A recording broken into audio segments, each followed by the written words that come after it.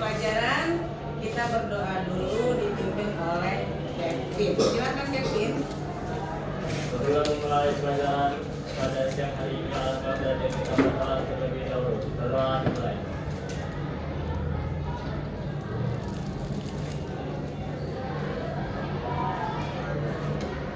Berdoa selesai.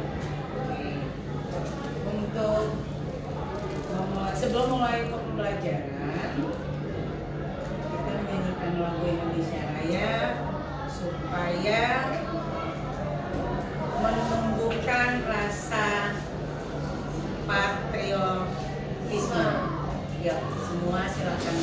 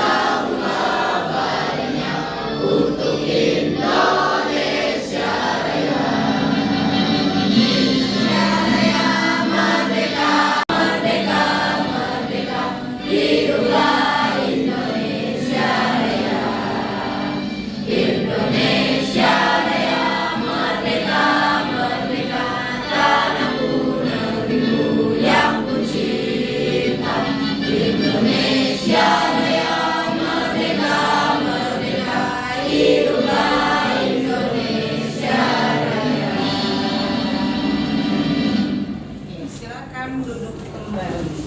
Ilham ada Ilham? Masih semangat Ilham? Dari? Ayo masuk ke Ayu. Hadir Bu. Siap belajar ya? Siap. Oke, hari ini kita akan kembali mempelajari informatika.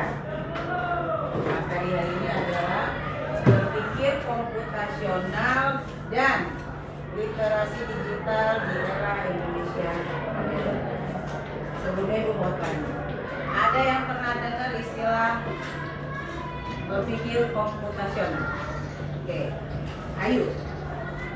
Itu tuh kayak pendekatan pemecahan suatu masalah dengan konsep berpikir dari ilmu komputer. Ada yang lain? Ada yang lain sebelum masuk ke materi? Apa itu berpikir komputasional? Ada yang mau nambahin? Berpikir secara logika. Berpikir secara logika. Kalau literasi digital, ya, benar.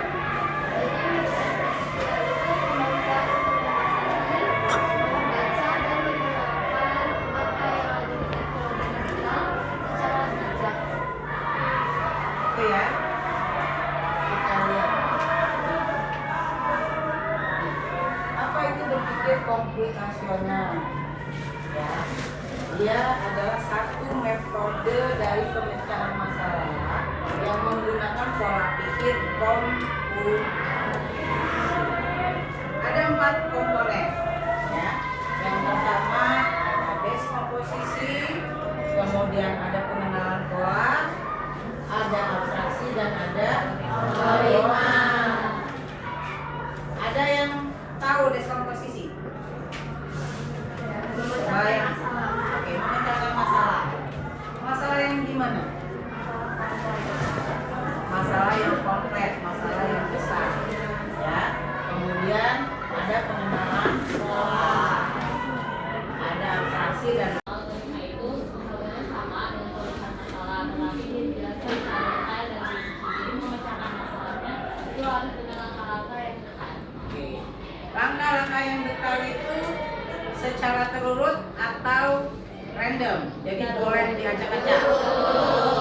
Jadi dia harus berurut ya. Sudah ada aturan bakunya bahwa memang algoritma itu kita buat langkah-langkahnya secara berurutan. Jadi boleh ditukar-tukar nggak? Ingat ya. Oke, nih deskomposisi. Ya. Memecahkan masalah kompleks menjadi bagian-bagian kecil. Contohnya, merencanakan acara sekolah. Siapa yang pernah jadi panitia? Banyak ya.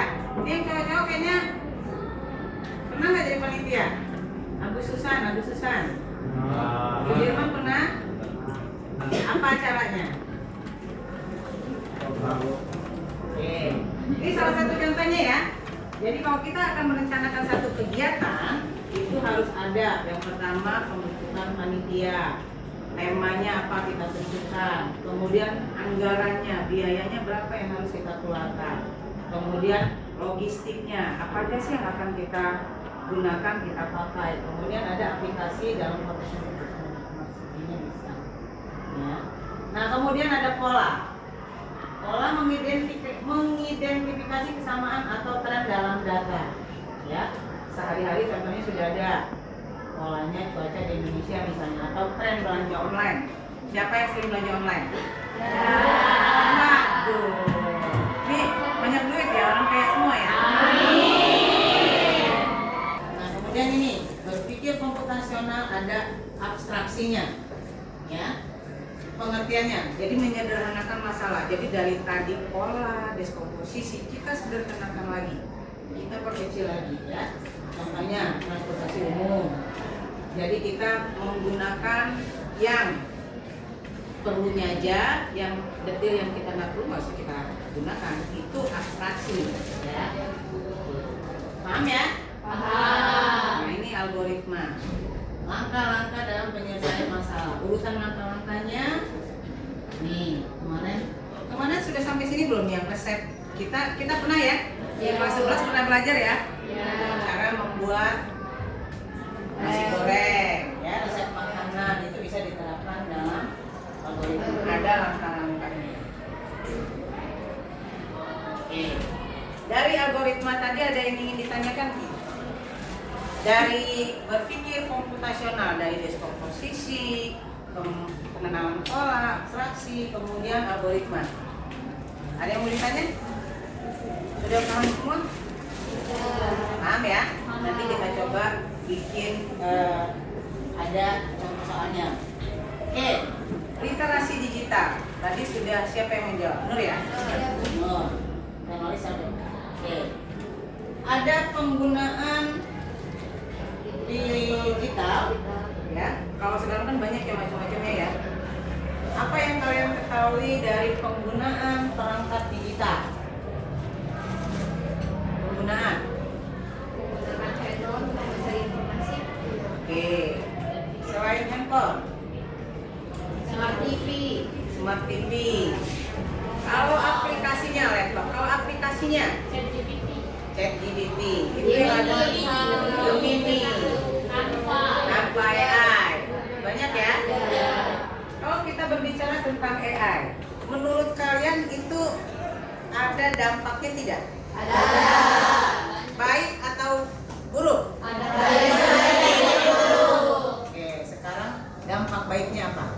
Mempermudah mencari informasi. Mempermudah mencari informasi. Iya. Oke. Buruknya? Iya, Bisa disalahgunakan ya. Ada yang pernah menyalahgunakan? Ada. Pasti ada ya. Kita harus smart, kita harus bisa membedakan mana yang bisa kita gunakan supaya itu memang baik untuk kita, mana yang harus kita jauhkan atau tidak kita gunakan. Ya. Kemudian kalau untuk pencarian evaluasi tadi udah dibilang ya, udah disebut dengan Ayu ya, bisa mencari informasi. Komunikasi digital. Oke, yang kita pakai sekarang WhatsApp, bisa ya. Satu-satu. Jangan. Coba satu-satu. Instagram. Sekarang banyak ya. Pernah dengar di aplikasi Gojek aja ada chatnya ya? Iya. Jadi sekarang banyak. Bahkan HP kalian aja yang misalnya yang terkoneksi. Kita kalau yang misalnya ada yang IP, itu sesama IP kan bisa ya, sesama Redmi bisa ya. Jadi sesama Samsung itu tuh sudah ada aplikasi ceknya semua. Jadi itu memang lebih mempermudah. Kemudian ada keamanan online. Nah, ini terutama dari yang sering belanja online.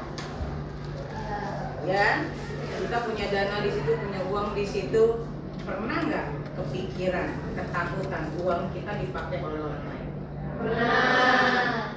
Gimana caranya supaya keamanan online-nya ada? Pakai PIN 2 kali, double protect, kemudian masukin ke email, kemudian Face saja deh ya, menggunakan Face ID gitu ya. Banyak caranya ya. Jadi bisa lebih aman. Oke. Nah, ini kayak tadi ya keterampilan dasarnya. Sistem operasi. Kalau kita mengoperasikan sistem operasi, menginstal kemudian menggunakan aplikasi, mengelola file dan folder. Ya, kalian punya laptop. Oke, ya. Kemudian bisa mengoperasikan sistem operasinya, menginstalnya, mengelola file dan folder. Bisa nggak? Bisa. Misalnya kalian bikin tugas, gitu kan? Ini bisa nggak si siapa ini mengelola file dan folder ini bisa nggak kita protect? Bisa. Bisa ya? Jadi itu ada passwordnya yang akan bisa kita gunakan untuk memprotek file kita. Ya. Jadi kalau kita mau, ada yang jenisnya minta izin, ada yang minta password. Ya, itu untuk menghindari tidak aman. Ini nih, pernah nggak kalian dapat tugas ngambil dari internet tanpa izin dari orang? Pernah atau sering? Jujur ya, sering ya. Kadang-kadang hal seperti itu masuk ke dalam etika digital. Ya. Sekarang kita mau masuk ke rumah orang aja, kalau kita nggak assalamualaikum, sopan nggak? Ada etikanya kan? Sama halnya dengan misalnya kita punya tugas informatika, kita cari. Kalau kita searching, gitu, kita cari, akan muncul. Kita tinggal tulis saja. Misalnya tugas literasi digital akan keluar semua. Tapi pernah tidak sumber yang kita ambil itu kalian masukkan ke dalam tugas kita? Enggak. Tahu nggak konsekuensinya kalau kita memasukkan itu tanpa memasukkan sumbernya? Ya, kena pidana, kena copyright, kena hak cipta. Ada undang-undang yang mengatur tentang teknologi, software. Bahkan kalau kita mengambil data tanpa izin, kemudian itu akhirnya menjadi komersial, gitu ya, diambil orang, diperjualbelikan, atau kita sendiri yang memperjualbelikan tanpa kita mencantumkan sumbernya di mana, itu ada kurungannya, ada, dan biaya bunganya juga ada. Ya, itu ada di undang-undang hak cipta. Hak. Ya. Mengenai berita palsu dan misinformasi. Ya. Pencarian dan evaluasi informasi. Jadi setiap kita mengambil informasi, kita harus tahu informasi itu ada manfaatnya untuk kita, atau dan satu lagi yang harus kita ingat bahwa setiap kita mengambil informasi jangan hanya mendengar setengah. Ya, kita harus tahu secara fullnya, utuh. Ya, karena itu tadi bisa kita kan nggak tahu informasinya itu benar. Kadang-kadang kita baru terima informasi, udah langsung ini informasinya benar segala macam, padahal itu hanya berita. Ya, jadi harus bijak menggunakan teknologi ya, supaya informasinya benar. Kemudian ada komunikasi digital yang efektif. Platformnya, ya, ada beberapa platformnya. Ini yang tadi kita udah sebutin. Media sosial itu ada Instagram, ada Twitter, ada TikTok. Aplikasi pesannya itu ada WhatsApp, Line, sekarang ada chat juga gitu ya, banyak ya. Kalau di aplikasi-aplikasi tadi sudah ada. Kemudian ada etikanya berkomunikasi. Nah, ini keamanan online-nya, perlindungan data yang tadi Ibu bilang ada hakinya, ada hak ciptanya, ada undang-undangnya, dan itu memang sudah berlaku, ya sudah banyak kejadian yang kita melanggar hak cipta, dipidanakan, akhirnya masuk ke dalam. Perlu nggak perlindungan data pribadi? Perlu. Ya, kita punya email. Hampir punya email ya. Ya. Email kita itu kan nggak mungkin kita selain ke orang dengan cuma segala macam ya, atau diambil orang. Tapi ada kemungkinan diambil orangnya nggak? Ada. Ya. Jadi kita harus ada data perlindungan, ya, data perlindungan data pribadi. Kemudian ini yang tadi Bu sebutkan bahwa ada undang-undang ITE-nya, ya. Kalau kita termasuk tadi menyebarkan berita hoax, menerima berita hoax, kemudian menyampaikan lagi, gitu ya. Terus ada lagi berapa banyak kejadian yang sudah ada berita tersebar, ya. Yang kena pidana adalah yang menyebarkannya, bukan si pembuatnya, tapi yang menyebarkannya itu, karena memang undang-undangnya seperti itu, ya. Kemudian tahu bahasa penggunaan. Tahu? Dari sekian ini mana yang pernah kalian coba? Slow stretch pernah? Nah ya, SMP kayaknya nih ya, itu yang ada hubungannya dengan microcontroller. Kita punya satu kit, nanti kita masukin, kemudian kita pakai, tapi sampai ke programnya tidak? Belum ya? Oke, itu sebenarnya gampang, asal kita paham. Ya, jadi cara menghidupkan lampu menggunakan ya kabelnya. Oke, peluang kerjanya dari literasi digital ini ada peluang kerjanya, ya, yang banyak berhubungan dengan ekonomi, karir kita di teknologi, kemudian kita bisa jadi pengembang aplikasinya. Jadi jangan hanya sebagai pengguna. Mulai dari sekarang berpikirnya ya harus dari pengembangnya, pembuatnya. Kemudian ada analisis data, kemudian ada juga yang spesialis keamanan atau cyber. Ya, sekarang banyak dinasan angkatan kayak polisi dan udah mereka udah menggunakan cyber ini. Ya, jadi banyak peluang kerja dari teknologi kita tadi, ya. Tantangan dan peluang. Tantangan dan peluang. Oke, ada yang mau nanya nggak? Ini kayaknya ini kalau udah jam terakhir memang agak-agak ngantuk ini ya? Orang kemana? Kita ice breaking dulu ya.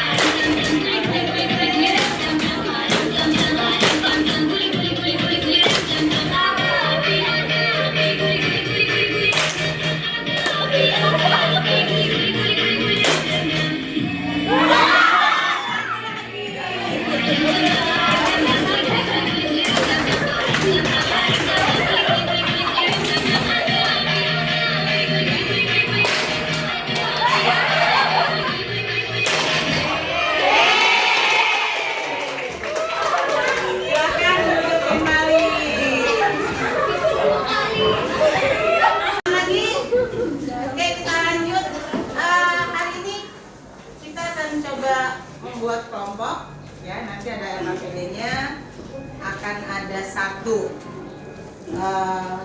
materi nanti kita diskusikan berkelompok ya. Silakan berkelompok, nanti LKPD-nya Ibu berikan kepada ya. Yuk. Mari saja. Oke.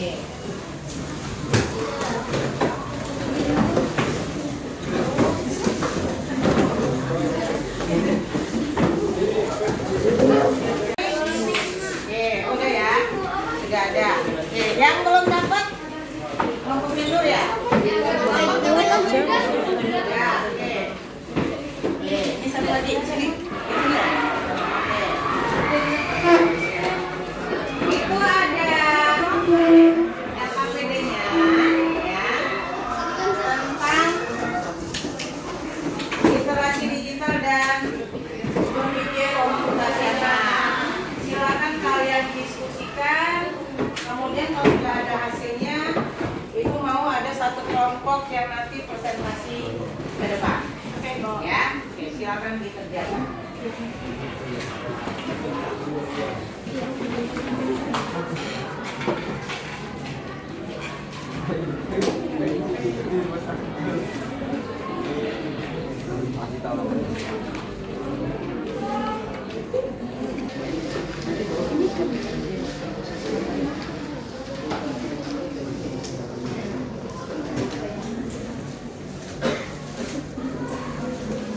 Semua kerja ya, kelompok penilaian tentang individu. Baik.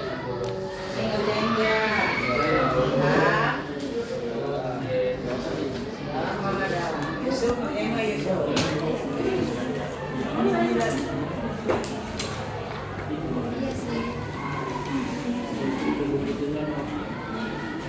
Kalau ada yang nggak paham boleh ditanyakan ya. Ibu.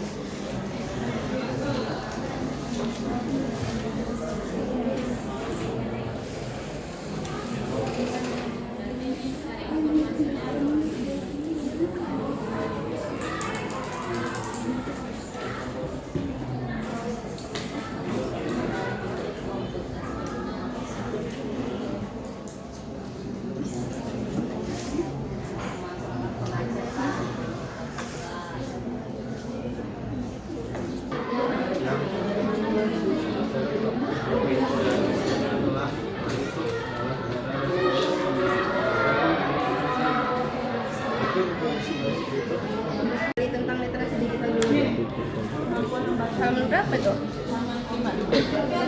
Bacain aja, kita bacain aja. Membaca,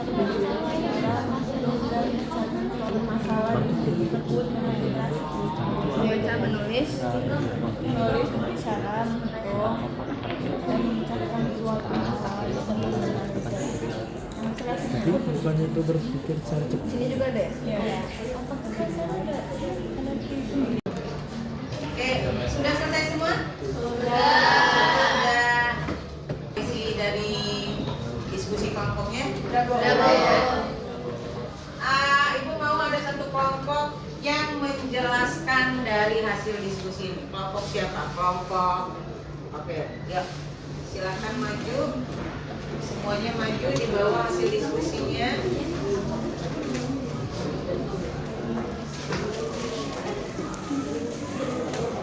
Yang lain menyimak ya? Ya.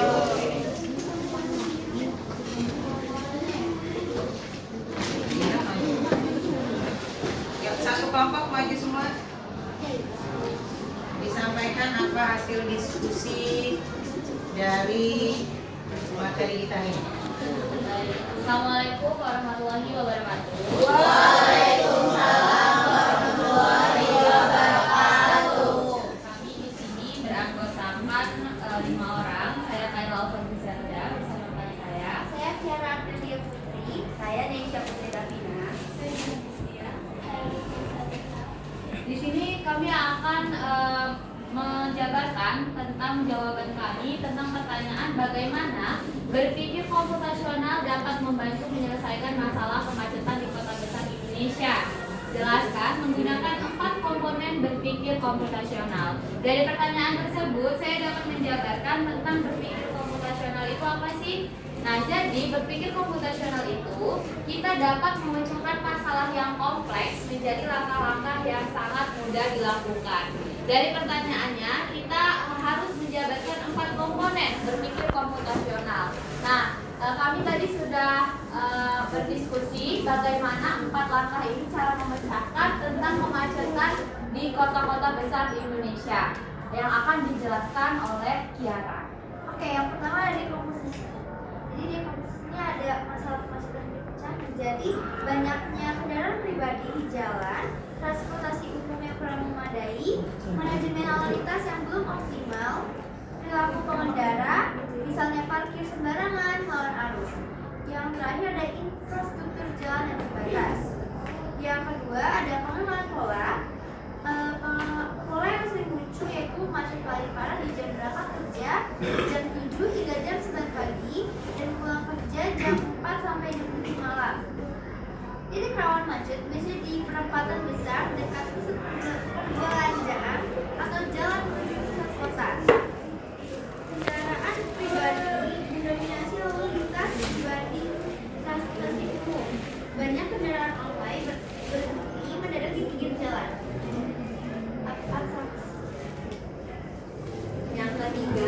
Yang ketiga ada abstraksi, mengambil informasi penting dan mengabaikan detail yang kurang relevan. Dari semua data, hal yang paling penting yaitu jumlah kendaraan dan kapasitas jalan, perilaku pengendara, efektivitas transportasi umum. Lalu detail seperti warna kendaraan atau merek motor itu tidak relevan. Dengan fokus pada hal utama, solusi lebih tepat sasaran. Misalnya membatasi kendaraan pribadi lewat aturan ganjil genap, bukan berdasarkan merek mobil. Nah, selanjutnya itu adalah algoritma. Membuat langkah sistematis untuk menyelesaikan masalah. Contohnya itu, yang pertama, kumpulkan data lalu lintas real time dari CCTV dan GPS kendaraan. Lalu identifikasi titik dan jam rawan macet. Terapkan sistem pengaturan lampu lalu lintas adaptif. Lampu hijau lebih lama di jalur padat. Lalu dorong penggunaan transportasi umum dengan tarif murah dan rute terintegrasi. Batasi kendaraan pribadi dengan aturan ganjil genap atau electronic road pricing.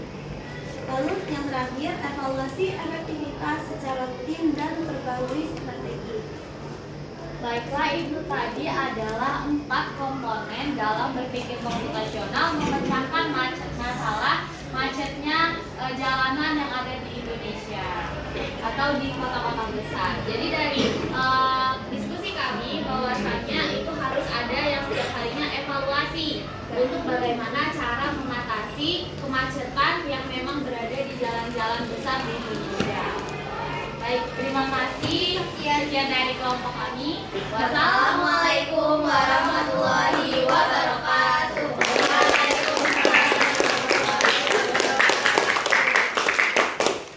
Oke, itu tadi hasil diskusi dari pertanyaan pembelajaran kita di hari ini. Oke, ini materi kita untuk hari ini. Sebelum menyelesaikan pembelajaran materi hari ini, Ibu akan mengukur kemampuan kalian, ya. Jadi Ibu ingin tahu setelah tadi menyampaikan materi, kalian sudah paham atau tidak, ya. Ibu akan kasih satu link, ya. Link ini isinya adalah contoh soal-soal dari tadi materi kita, ya. Ibu kirim via WA ya. Silakan nanti dikerjakan.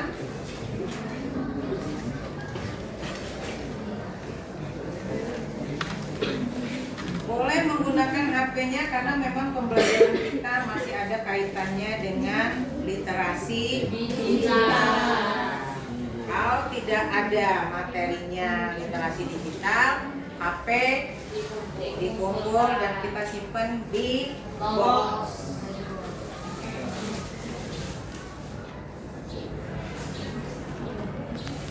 Sudah Ibu kirim melalui ketua kelas, silahkan di-share ke teman-temannya.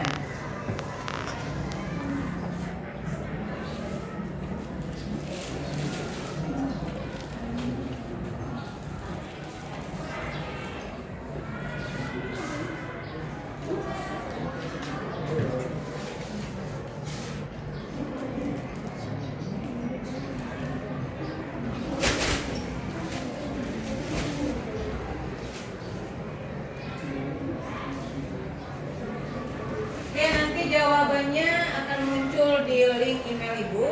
Besok Ibu sampaikan hasilnya pada saat pembelajaran berikutnya. Dan sebelum mengakhiri pembelajaran kita hari ini, Ibu ingin dua orang menyampaikan refleksi dari materi kita hari ini. Ayu, yang pertama, Ayu, boleh refleksinya? Refleksinya itu, untuk refleksi dari saya itu mungkin hanya dari berpikir komputasional. Itu tuh seperti pendekatan pemecahan suatu masalah dengan konsep atau dari ilmu-ilmu komputer, yang dimana ini tuh menggunakan 4 komponen. Yang pertama itu ada dekomposisi, yang kedua ada penyelesaian pola atau pengenalan pola, yang ketiga ada abstraksi, dan yang terakhir itu ada algoritma, yang dimana ini akan bermanfaat untuk menemukan atau memecahkan suatu masalah dengan solusi dari 4 komponen itu. Oke, terima kasih Ayu. Berikutnya, Nur. Jadi refleksi yang bisa saya sampaikan adalah mengenai literasi digital, Bu. Jadi literasi digital itu bukan cuma mencakup tentang mengakses internet atau media sosial aja, tapi tentang bagaimana caranya kita memilah informasi yang kita dapatkan dari internet atau media sosial. Kalau misalnya dikerjakan dengan bijak, kita literasi digitalnya baik, berarti seseorang itu akan lebih kritis, lebih produktif, dan dia bisa bertanggung jawab dalam memanfaatkan teknologi. Jadi dia bisa menghadapi tantangan yang rumit sekaligus memanfaatkan peluang yang ada di dunia digital. Terima kasih. Terima kasih untuk Nur dan Ayu. Demikianlah pembelajaran kita hari ini. Silakan kalian kembali ke tempatnya, dan untuk mengakhirinya kita berdoa dulu sebelum mengakhiri pembelajaran kita untuk hari ini. Silakan kembali ke tempat duduknya masing-masing.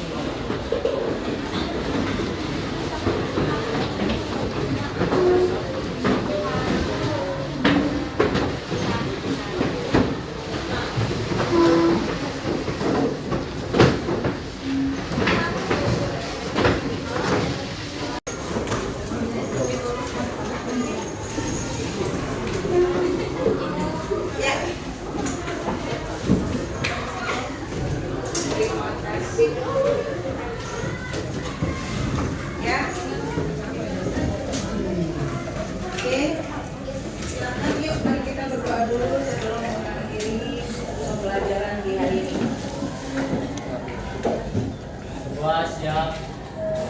Sebelum mengakhiri pembelajaran pada sore hari ini, alangkah baiknya kita berdoa terlebih dahulu. Berdoa mulai.